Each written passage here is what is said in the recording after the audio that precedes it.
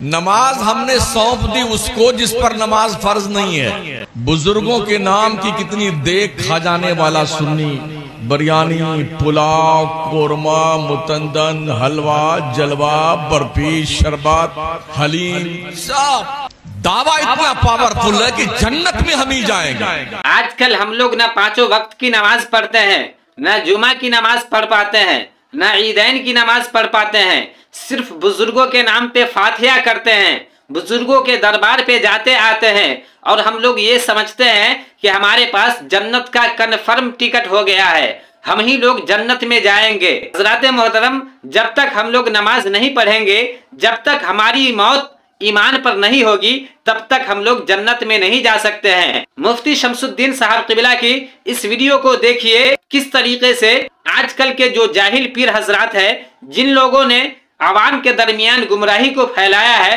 उन लोगों के बारे में क्या फरमाते हैं। नमाज हमने सौंप दी उसको जिस पर नमाज फर्ज नहीं है, और जिस पे नमाज फर्ज है वो सिर्फ जुम्मा बेटा टिकाया जा रहा है। बुजुर्गों के नाम की कितनी देख खा जाने वाला सुन्नी, बिरयानी, पुलाव, कोरमा, मुतंदन, हलवा, जलवा, बर्फी, शरबत, हलीम, सब इतना खा गया, तोंद नहीं फटी इसकी तोंद। नमाज नहीं पढ़ने आती। सही बात। दावा इतना पावरफुल है कि जन्नत में हम ही जाएंगे।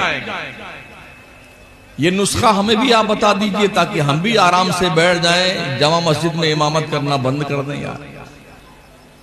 अगर बगैर नमाज पढ़े ही कन्फर्म टिकट तुम्हारे पास जन्नत का है तो नुस्खा हमें बता दो यार। इमाम लोग भी छुट्टी ले लें अपने घर बैठे जाकर के। ये फितना पैदा कहां से हुआ है? ये फितना जाहिल पीरों ने पैदा किया।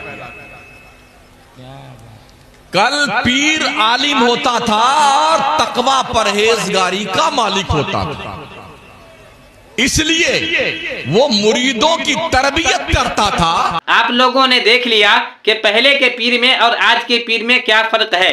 पहले के पीर पढ़े लिखे हुए हुआ करते थे, पहले के पीरों के अंदर तकवा और परहेजगारी हुआ करती थी, तो वो लोगों की तरबियत करते थे, लोगों को समझाते थे, लोगों को नमाज की फजीलत बताया करते थे, लोगों को नमाजी बनाते, नमाज का आदी बनाने के बाद उसको बताते हैं कि आपका अच्छा अमाल रहेगा, अच्छा किरदार रहेगा, तब आप जन्नत में जाएंगे। लेकिन आजकल के दौर में उल्टा चल रहा है। हम सुन्नियों का सोच ये हो गया है कि हम बुजुर्गों के बारगाह में जाएंगे तो जन्नती हो जाएंगे, लेकिन हम लोग अपने किरदार को नहीं देखते हैं। अल्लाह तबारक व तआला से दुआ है कि हम सबों को पांचों वक्त की नमाज पाबंदी के साथ पढ़ने की तौफीक अता फरमाए।